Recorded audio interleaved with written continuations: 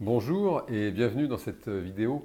Aujourd'hui, trois conseils, trois clés, trois pistes pour ne pas tomber dans le piège des fameuses bonnes résolutions. Alors, qu'est-ce que ça veut dire tomber dans le piège des bonnes résolutions? Ça veut dire en réalité ne pas obtenir le résultat escompté et finalement, c'est même contre-productif, hein. La personne s'était fixé des objectifs et à l'arrivée, elle n'obtient pas le résultat qu'elle attendait et elle se retrouve finalement diminuée en énergie plutôt que de s'être fait du bien, de s'être valorisée. Bon, c'est bien sûr tout à fait regrettable puisque les bonnes résolutions sont là précisément pour nous encourager et pour précisément pour nous faire du bien, pour nous emmener sur le chemin de notre épanouissement respectif.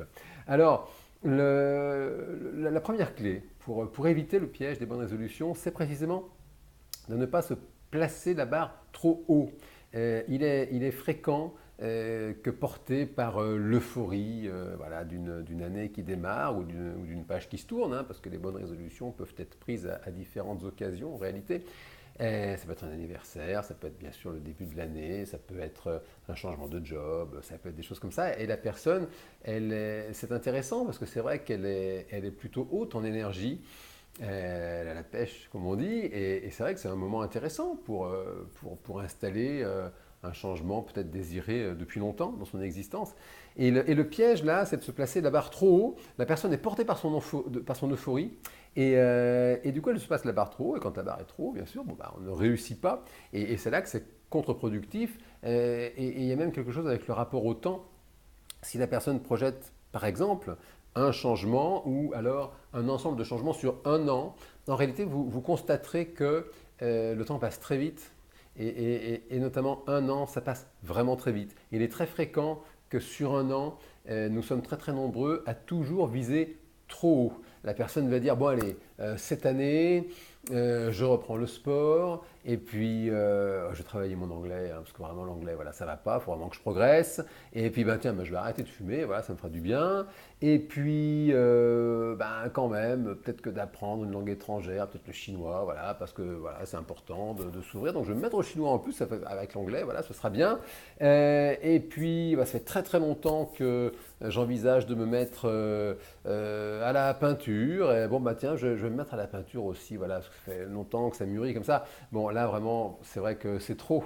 C'est important, bien sûr, de ne pas viser trop de choses, de ne pas aller trop trop loin et de mettre un pied devant l'autre, de commencer déjà par un succès, par une réalisation. Ça fait du bien, justement, ça booste, ça va dans le bon sens, ça améliore même la confiance en soi et ça permet précisément de passer à l'objectif suivant, à l'étape suivante. Alors vraiment, première clé par rapport aux fameuses bonnes résolutions, je vous propose cette idée d'avoir cette vigilance, de ne pas vous placer la barre trop haut. C'est plus efficace. Un petit objectif modeste, réussi, ça vous booste, on pourrait presque dire ça vous galvanise, bon, toute proportion gardée. Maintenant, voilà, ça fait du bien plutôt que des objectifs très très ambitieux. Ça peut même créer du stress. La personne se dit si, voilà, je vais y arriver, et puis non, finalement, voilà, on ne se fait pas du bien. Alors c'est la première clé, ne pas se placer la barre trop haut. La deuxième clé, très très importante par rapport aux fameuses bonnes résolutions, c'est de vraiment prendre le temps de vous approprier l'objectif en question. Il est assez fréquent, c'est en tout cas ce que je constate dans mon métier de psychologue et d'hypnothérapeute. J'ai des personnes qui viennent me voir, vous savez que j'aide beaucoup de fumeurs à arrêter de fumer, et j'ai des personnes qui viennent me voir comme ça, et ce n'est pas rare, hein, c'est même assez fréquent. La personne en réalité ne s'est pas approprié son objectif. Pour parler avec des mots simples, à titre d'exemple, la personne vient pour faire plaisir à quelqu'un d'autre. Bon, ça ne fonctionne pas. La personne entreprend un processus dans lequel elle se sent en réalité obligée de faire quelque chose. Et là-dessus, on est tous pareils. C'est vraiment de la psychologie élémentaire. Nous ne sommes pas très très fans des obligations. Personne n'aime être obligé de faire quelque chose. Alors, si vous avez le désir d'arrêter de fumer par exemple, ne changez rien, c'est super comme objectif. Simplement, prenez le temps de vraiment vous approprier cette démarche et précisément c'est l'occasion de tâcher de rattacher cet objectif à quelque chose qui vous fait plaisir. Par exemple, plutôt que de dire ouais, je vais arrêter de fumer parce qu'il le faut, parce que c'est bon pour la santé, parce que voilà, les personnes autour de moi voilà, me prennent la tête toute la journée pour que j'arrête de fumer. Et ça vous, voilà, ça vous donne pas un bon état d'esprit pour réussir. Appropriez-vous cette démarche, peut-être en vous accent sur la liberté. Voilà, j'en ai assez d'être dépendant de ce produit. Voilà, j'en ai assez d'être toujours obligé de vérifier que j'ai bien mes cigarettes sur moi, de partir en acheter. Voilà, quand je crains de ne pas en avoir assez. Ça m'agace. Voilà, ça me fait plaisir. Je vais, voilà, tâcher de retrouver ma liberté par rapport à ce produit. Là, vous avez une étape qui consiste vraiment à prendre avec vous ce désir. C'est pareil sur la perte de poids. Voilà, si vous avez envie de perdre quelques kilos, plutôt que de dire, ben oui, il le faut parce que voilà, c'est bien d'être mince et puis voilà, j'ai envie voilà, de pouvoir mettre mon maillot de bain cet été, de vraiment prendre le temps d'une étape de plaisir, justement, hein, sur le maillot de bain ou sur autre chose, prendre le temps voilà, d'imaginer que bah oui, vous serez vraiment une personne heureuse, d'être bien dans son corps, d'être bien dans son maillot de bain, et c'est ça qui vous fait plaisir, hein, plutôt que de vous orienter sur la privation, hein, que ce soit de la privation de sucreries, de la privation voilà, de je ne sais quel aliment dont vous avez le sentiment qu'il vous fait plaisir, alors qu'en réalité c'est un plaisir finalement qui est assez illusoire, assez fugace, et que finalement le prix à payer pour cette espèce d'illusion de plaisir comme ça est vraiment trop élevé, parce que voilà, à l'arrivée vous n'êtes pas bien dans votre corps, et le corps quand même c'est notre véhicule pendant toute notre existence, et quand même c'est important, ça fait du bien d'être bien dedans. Précisément, basculer sur quelque chose qui vraiment vous fait plaisir. Par exemple, si c'est sur l'amincissement, là j'ai envie d'être bien dans mon corps, connectez-vous à ce plaisir de mettre quelque chose et voilà, ça vous va tout de suite, de boucler votre ceinture, il n'y a pas besoin de forcer comme un dingue ou comme une dingue parce que vous avez encore pris quelques centaines de grammes. Et ça fait du bien, c'est plus excitant, c'est plus enthousiasmant. Donc c'est vraiment la deuxième clé, la deuxième étape. Quand vous envisagez ou vous faites la liste des possibilités pour une bonne résolution, précisément prenez le temps de vous approprier l'objectif, et puis peut-être aussi c'est l'occasion peut-être de réaliser que finalement tel ou tel objectif, finalement, ça n'est pas le vôtre, ça se peut. Et bon, même si c'est toujours un plaisir de faire plaisir aux personnes que l'on aime, bah, c'est quand même important de vous faire plaisir aussi à vous. Vous êtes une personne importante, et si vous ne prêtez pas attention à vous, si vous n'avez pas cette vigilance de prendre soin de vous et de viser des objectifs qui vraiment vous conviennent et qui vraiment vous plaisent, alors personne ne le fera à votre place. Alors c'est vraiment le deuxième point, c'est de prendre le temps de vraiment vous approprier l'objectif. J'ai mon chat là, qui saute sur mes genoux. Ça fait un peu de bruit, hein, c'est la vie des bêtes. Bon. Et alors le troisième point, voilà, troisième clé par rapport aux bonnes résolutions, c'est de bien valider que votre objectif est correctement formulé. Et alors vous savez, il y a ce truc de coach, c'est qu'un objectif doit être SMART. C'est un acronyme SMART comme ça. Ce sont les lettres du mot SMART. Qu'est-ce que ça veut dire un objectif SMART? Le S de SMART, ça veut dire simple. Ça, c'est vraiment très, très important. Vous savez, la définition de l'objectif, même en psychothérapie, il a été observé, c'est Paul Watzlawick qui disait ça déjà à l'époque. C'est un monsieur, Paul Watzlawick, qui a beaucoup travaillé sur la psychothérapie, notamment la psychothérapie dite systémique. Il a créé le centre de thérapie familiale à Stanford à l'époque, il y avait tous les bons de l'époque qui travaillaient avec lui. Il y avait le fameux Milton Erickson, qui était le célèbre hypnotiseur, il y avait Gregory Bateson, il y avait Wickland, enfin voilà, c'était toute une bande comme ça à l'époque qui travaillait sur ces nouvelles psychothérapies à l'époque qui étaient plutôt orientées solutions, qui étaient plutôt orientées sur les systèmes, sur finalement ce qu'on appelle, c'est un mot un peu savant, on appelle ça les boucles de rétroaction. En fin de compte, c'est la relation voilà, qu'on entretient avec tel ou tel objet, et même la relation qu'on peut entretenir sans s'en rendre forcément compte avec ce qu'on peut appeler un symptôme, un problème, quelque chose qu'on veut régler. Et Paul Watzlawick, pourquoi je vous parle de lui? Parce que Paul Watzlawick, en fait, il expliquait que, et donc il parlait de psychothérapie à ce moment-là, et il disait même en psychothérapie, la définition de la demande, c'est 80% du succès de la démarche. Et ce n'est pas si étonnant quand vous analysez bien la situation. Dans mon métier, c'est vrai qu'il est fréquent que je reçoive des personnes qui sont des personnes très intelligentes, qui vraiment sont tout à fait d'aplomb. Hein. Et je constate que ces personnes sont très à l'aise pour parler du problème qui les amène me voir. D'ailleurs, souvent, il est assez fréquent qu'elles ont déjà travaillé par rapport à ce problème avec d'autres méthodes psychothérapeutiques que l'hypnose, d'autres approches.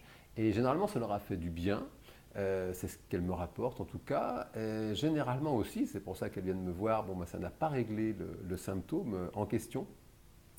Et ces personnes ont développé une certaine expertise dans l'analyse du problème qui les amène. Et je constate, quand je demande à ces personnes, finalement, qu'est-ce qu'elles attendent de la démarche qui les amène chez moi? Qu'est-ce qu'elles aimeraient qu'il se passe en réalité? Ça devient beaucoup plus difficile. Alors qu'en réalité, quand on réfléchit, on prend le temps à ce moment-là d'y travailler ensemble, hein, c'est l'essentiel en réalité, hein, d'avoir une idée précise finalement de qu'est-ce que vous aimeriez qu'il se passe, qu'est-ce que vous attendez comme résultat en réalité. Bien sûr que c'est important, c'est même nécessaire d'avoir une idée précise du problème. Hein.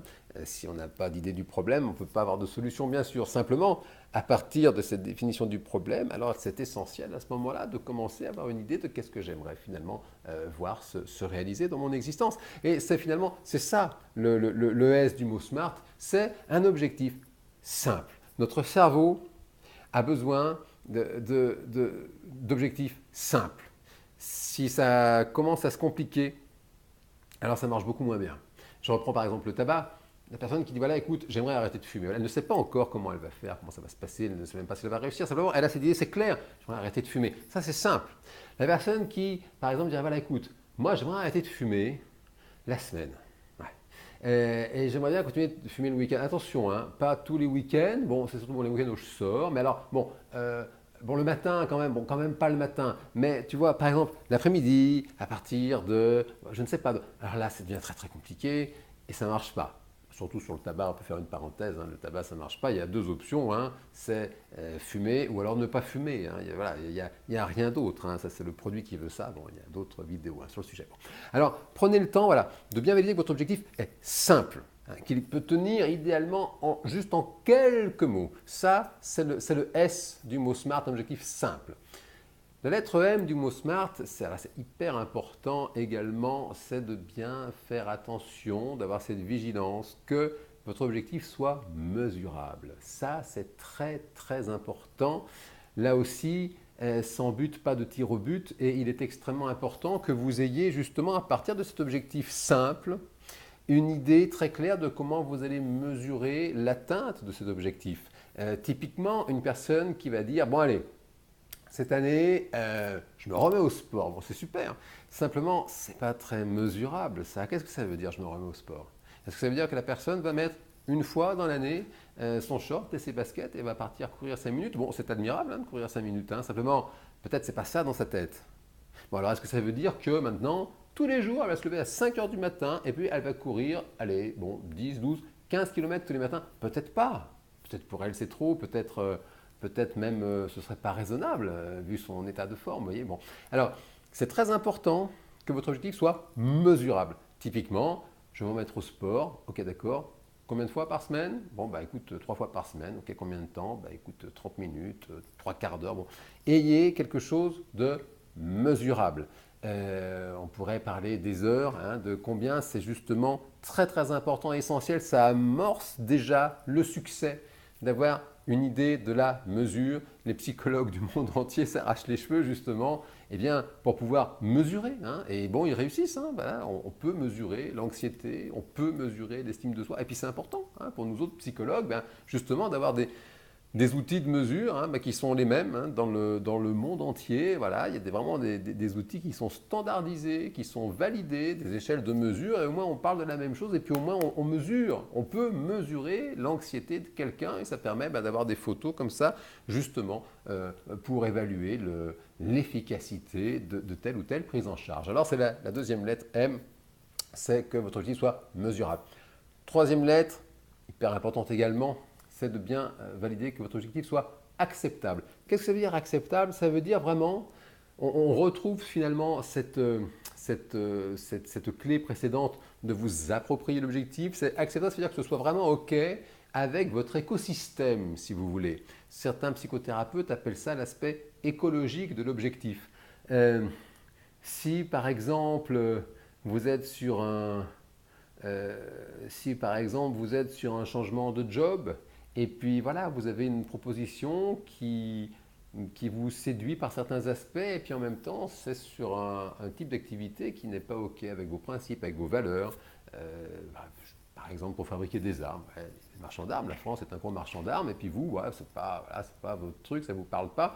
Peut-être ce n'est pas ce qu'on appelle acceptable d'aller dans cette activité, parce que précisément, ça va générer un inconfort qui va en réalité être un obstacle supplémentaire dans l'atteinte de votre objectif. Alors, prenez le temps de bien valider que ce soit acceptable. Ce A acceptable, ça peut être l'objet d'un vrai travail personnel en réalité. Je reviens sur le tabac. C'est vrai que même si le fumeur il a envie d'arrêter de fumer, bien sûr, en même temps il a l'impression qu'il va peut-être perdre quelque chose, et du coup c'est important précisément de faire ce travail psychologique. C'est ce que je fais entre autres avec les personnes qui viennent me voir pour que je les aide à arrêter de fumer. C'est justement de faire en sorte que la personne elle arrive, c'est pas complètement acceptable cette histoire, et puis quand elle repart c'est pleinement acceptable, parce qu'il y a la nécessité de faire un travail dans son crâne pour que finalement ce soit pleinement OK avec soi, avec ses valeurs, avec ses principes, etc. Alors c'est vraiment cette troisième étape, quand vous définissez votre objectif, que ce soit vraiment acceptable. Alors la quatrième lettre, le R du mot SMART, ça veut dire réaliste. Alors attention, vous le savez, j'ai même écrit un livre sur le sujet, vous possédez des possibilités, des capacités, notamment des capacités inconscientes, qui sont absolument extraordinaires, qui sont prodigieuses, et par conséquent, vous pouvez avoir des rêves vraiment inouïs tout en restant réaliste. Simplement, c'est vrai que ce R de réaliste, ça rejoint la première clé de tout à l'heure, c'est de ne pas se placer la barre trop haut. Quelqu'un, par exemple, qui n'a jamais couru de sa vie, c'est pas grave. La personne dit tiens, je vais me mettre à la course à pied, c'est super. La personne dit écoute, je vais me mettre à la course à pied, je vais m'accrocher. Franchement, je vais me la donner, je vais m'entraîner comme un dingue. J'ai vu, il y a un marathon là, le mois prochain, et tu vois, voilà, j'ai vu la vidéo mesurable. Là, au moins, je vais pouvoir mesurer un marathon, ça fait 42 km, 195 mètres en plus. Et voilà, le mois prochain, je fais le marathon, puis comme ça, j'aurai une mesure de combien de temps j'ai mis. Ça, c'est pas réaliste. Peut-être la personne a des facultés extraordinaires, peut-être elle pourrait vraiment le faire. Quand même, l'expérience, les statistiques, les probabilités sont là pour nous rappeler que non, si elle n'a jamais fait de course à pied de sa vie, c'est super de se mettre à la course à pied, c'est super de mesurer sa progression. Simplement dire je vais faire un marathon le mois prochain alors que j'ai jamais couru de ma vie, ça c'est pas réaliste. Donc c'est simplement ce qu'on appelle en psychothérapie le principe de réalité. Sur un aspect financier, quelqu'un qui n'a encore jamais travaillé de sa vie, ça se peut, la personne, elle a fait peut-être des études, elle n'a pas encore eu de taf comme ça, et la personne dit écoute, moi je crois, je vais devenir millionnaire cette année en euros. Peut-être c'est possible, encore une fois, c'est important de ne pas vous auto-bloquer, parce que vraiment il y a tellement de choses extraordinaires qui sont possibles. Et en même temps, peut-être, avant le million, peut-être la personne elle a intérêt de commencer peut-être de gagner 100 euros, et puis quand elle a gagné 100 euros, peut-être plusieurs fois, peut-être à ce moment-là gagner 1000 euros, puis une fois qu'elle a gagné 1000 plusieurs fois, gagner 10 000, et puis gagner 100 000. Et puis elle pourra envisager sereinement de gagner son million, et puis peut-être 10 millions, 100 millions, si c'est ça qui la motive, c'est ça qui l'excite. Simplement, c'est ce principe de réalité, de faire les choses finalement dans le bon ordre. Enfin, la cinquième lettre du mot SMART, c'est d'inscrire votre objectif dans le temps. Là aussi, ça rejoint ce que l'on disait tout à l'heure, la première clé, on se place souvent la barre trop haut. Alors c'est vrai que ça peut aider précisément, on vient d'en parler avec l'aspect des objectifs financiers, ça peut vraiment aider, être utile, être important d'inscrire dans le temps votre objectif. Typiquement, si on revient sur l'amincissement, la perte de poids, vous le remarquerez si vous êtes très très intéressé sur le sujet, ce qui est mon cas. J'aide pas mal de monde aussi à amincir. Vous remarquerez que la plupart des études qui sont faites, quand les personnes perdent du poids trop vite, en réalité elles le reprennent tout aussi vite. Et du coup, voilà, c'est important d'avoir une idée du rythme. Je reviens à la personne qui veut développer son anglais. Si par exemple elle apprend des mots de vocabulaire, ça peut être là aussi utile, efficace d'avoir une idée du nombre de mots qu'elle va apprendre chaque jour, chaque semaine, chaque mois, d'avoir une espèce, vous savez, les gens qui travaillent sur les gros projets comme ça, ils font ce qu'on appelle des rétro-plannings. Voilà, ils partent de l'objectif réalisé et comme ça, ils reculent pour savoir qu'est-ce qu'ils doivent réaliser sur l'année, donc sur les 6 premiers mois, et puis du coup finalement sur les 3 premiers mois, et puis sur chaque mois comme ça, et puis même sur chaque semaine, et comme ça ils ont limite, enfin c'est pas limite, là c'est carrément la gestion de projet, c'est important, chaque jour, voilà, une feuille de route sur ce qu'ils doivent réaliser chaque jour. Alors voilà pour ces 3 clés pour les fameuses bonnes résolutions. La première clé, attention, ne vous placez pas la barre trop haut parce que là c'est un risque finalement d'être contre-productif et de vous casser le moral plutôt que de partir sur un succès. Alors pas la barre trop haut. La deuxième clé, prenez le temps de vraiment de vous approprier l'objectif, de bien valider que vous faites ça pour vous, que finalement à l'arrivée c'est quelque chose qui va vous faire plaisir pour de vrai et peut-être même c'est l'occasion de mettre de côté des objectifs qui n'étaient finalement pas vraiment les vôtres. Et puis, la troisième clé, prenez le temps de passer votre objectif à travers cette grille SMART, un objectif simple, mesurable, acceptable, réaliste, même si tout est possible en réalité, et inscrit dans le temps. J'espère que cette vidéo, ma foi, vous aura été utile. Si elle vous a plu, pensez bien à la liker. Vous pouvez vous abonner à ma chaîne YouTube. L'application pour méditer, vous savez à quel point ça fait du bien et c'est ça même qui participe à développer vos capacités inconscientes. C'est Zenfi, Z-E-N-F-I-E, sur l'Apple Store, sur Android. Et bien entendu, je vous souhaite le meilleur. À bientôt.